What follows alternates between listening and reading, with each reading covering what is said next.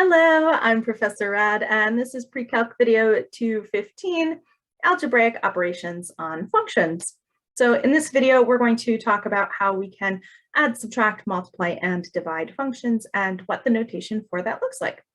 So let's define the notation to begin with. So we're going to start out by saying that f and g are functions, and we're going to define the sum of functions to be f of x plus g of x. Similarly, we'll define the difference of two functions, f minus g, to be f of x minus g of x. Then we have the product, which is the product of f of x and g of x. And then we have the quotient. So f over g of x is the same as f of x over g of x, so long, of course, that g of x is non-zero, right? If g of x was equal to 0, then we would have 0 in the denominator, and that's no good. Now, when we're finding the domain of these combined functions, it's going to be the overlap of the domains of the two functions f and g.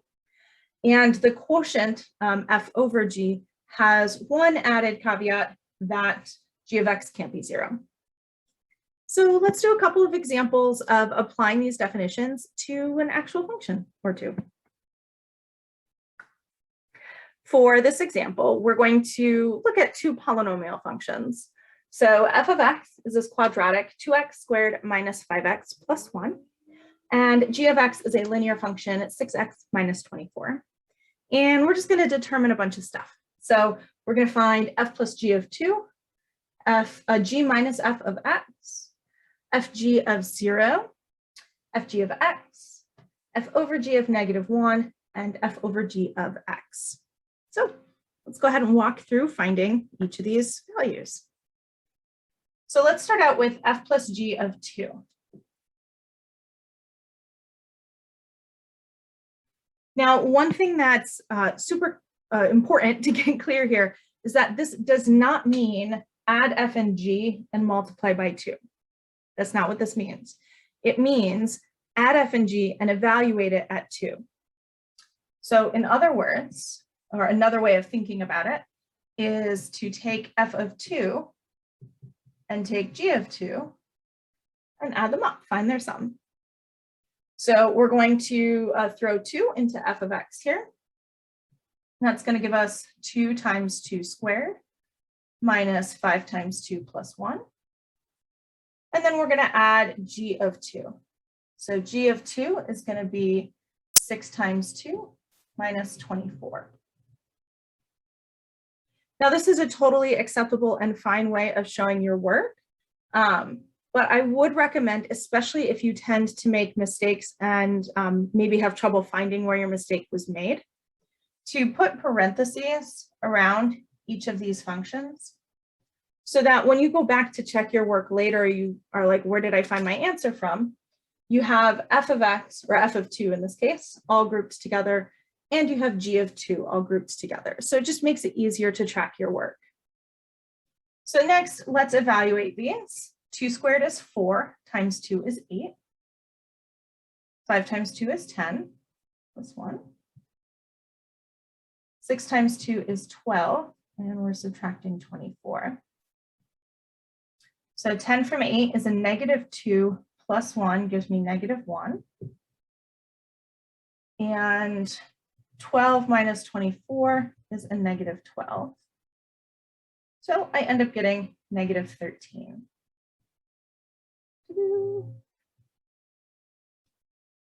Right. So that's essentially how we're going to be doing each of these.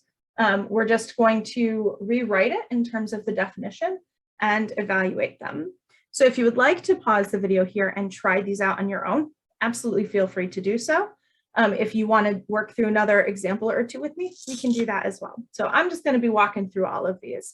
So feel free to, pause at any time if you want to try one on your own and kind of test yourself. So for the next one, we're going to find this g minus f of x.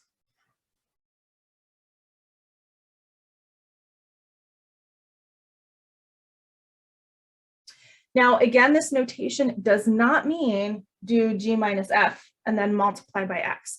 This is not multiplication. This is like the name of the function. So just like, the name of this function is f, the name of this function is g minus f.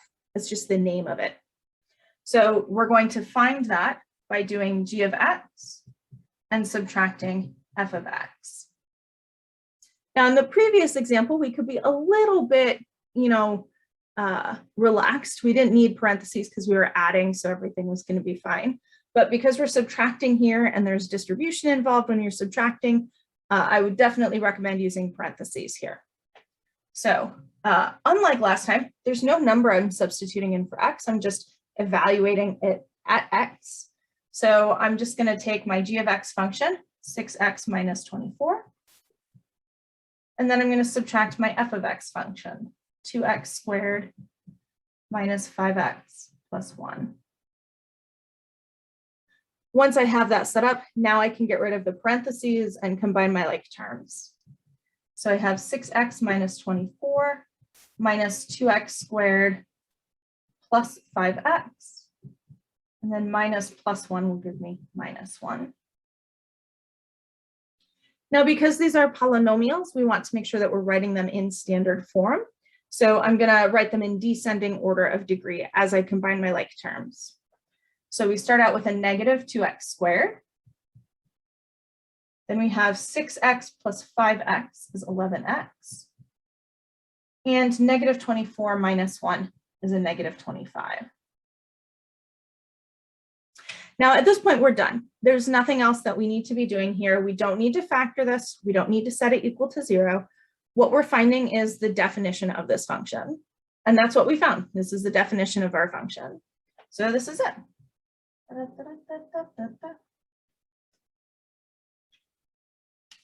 All right, so we found a sum evaluated at a value, and we found a difference evaluated at, well, not evaluated at a value in general, right? So when there's this x here, we say this is the general form of it. And when there's a specific value, we say we're evaluating at a specific value. So general just means it could apply for any value of x. That's why we're getting this broad formula here. Whereas a specific value is we just find it for one number. So to find f times g of 0, that means we're going to be finding the product of f and g evaluated at one specific point, 0. So let's do that.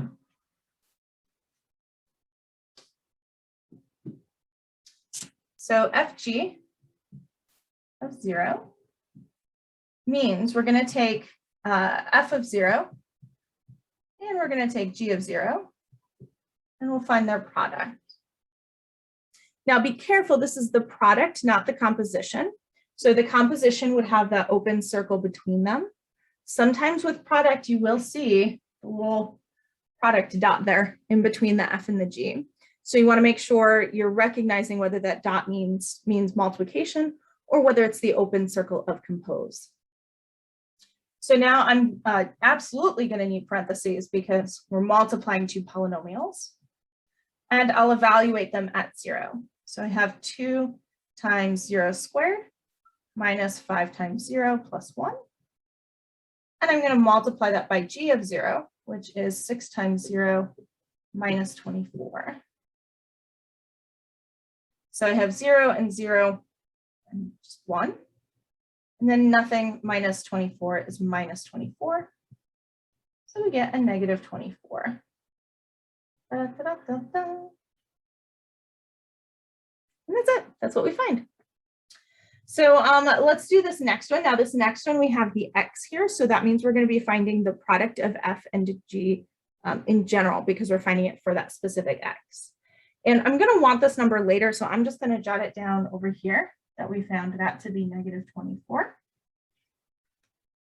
And we'll see why in a little bit.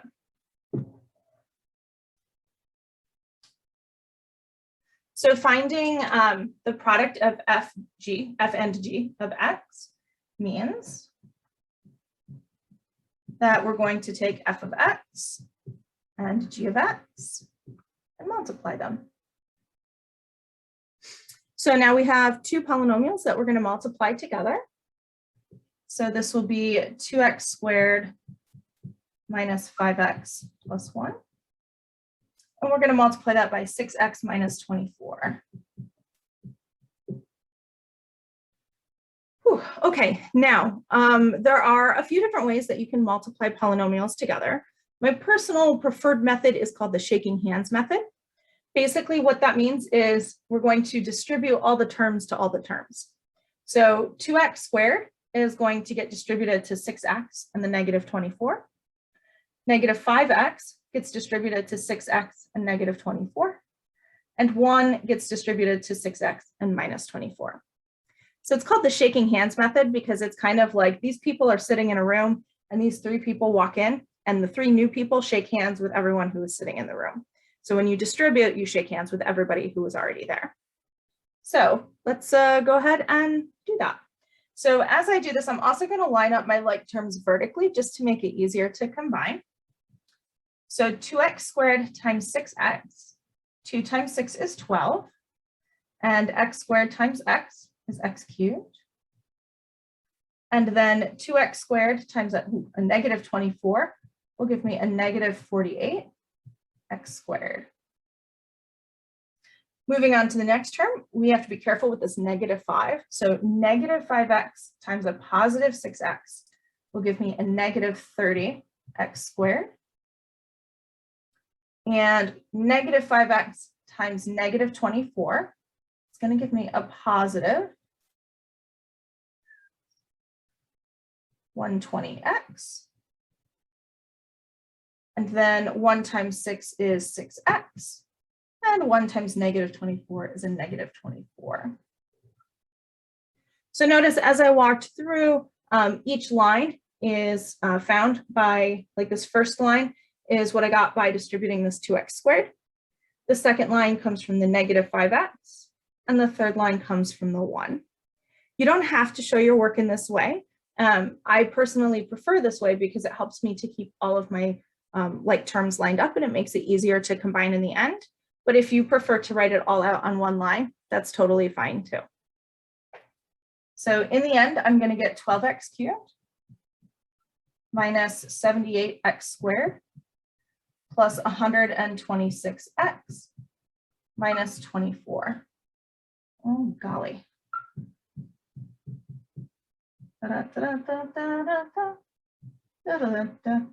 Okay. So that's how we find the product of these two functions in general. You do not have to factor this. In fact, if you were going to factor it, we just made a lot more work for ourselves by multiplying that out, right? If we were going to factor it, I would have factored it here and factored those two instead of multiplying them all out. So when you're finding the product, the assumption is you're going to be writing your answer in standard form, not in factored form. So in standard form, we're looking like this polynomial with our descending order of degrees for our terms. Now, I wanted to keep my answer up here because once you find the general form of the combined functions, you can evaluate that for any number. So like if I wanted to find fg of 0 now, I could just substitute 0 into this formula and I would get 0 minus 0 plus 0 minus 24. So I would get negative 24, which is what we got using the other method. So if you need to evaluate a sum or difference or quotient or product of two functions or more functions for multiple values, then it's better to go ahead and find the general form of it so that you have that one function that you're then like substituting into. But if you only need like 1 or 2 values, then you can go ahead, like in this one, I think it would have been easier just to throw 0 in and get negative 24 than have to do all this and then plug 0 in at the end. So if you just need a couple values, you can do it like we've been doing it, or you can find the general format and then evaluate it for those different values. Okay, so we have 2 more. We have our quotient here. So I'm going to go ahead and continue in the method that we've been doing. But if you would like to find f over g of x first, and then evaluate that result at -1, kind of as a check, totally feel free to do so.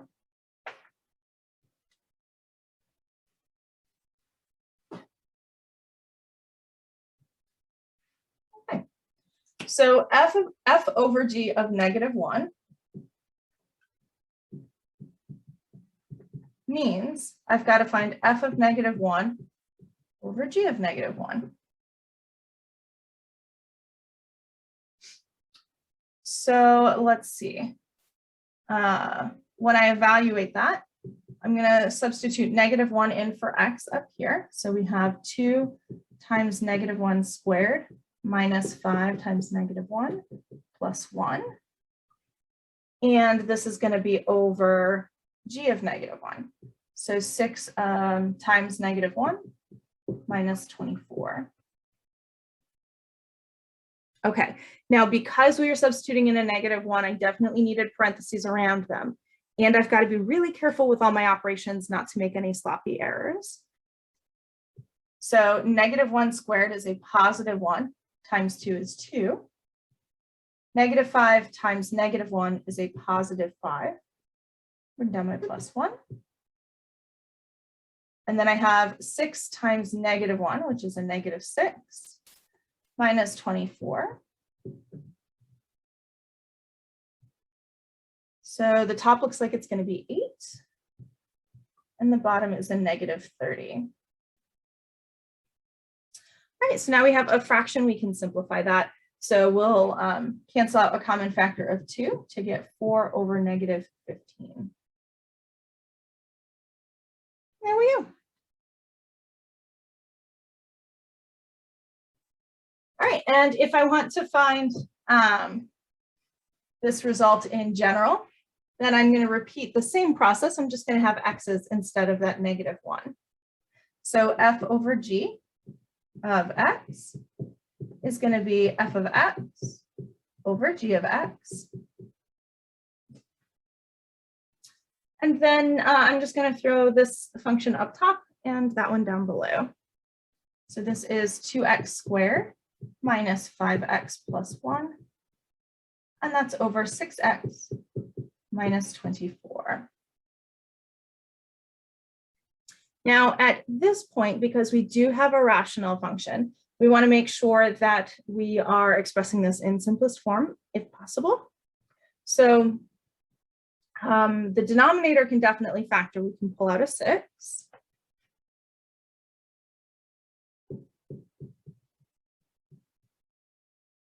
As for the numerator, we have 2x squared minus 5x plus 1.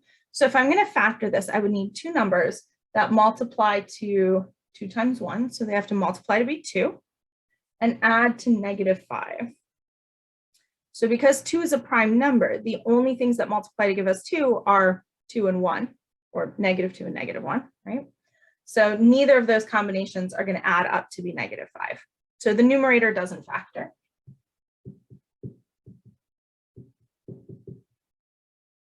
So you do want to check for that factoring in case you can simplify the function. In this case, we can't.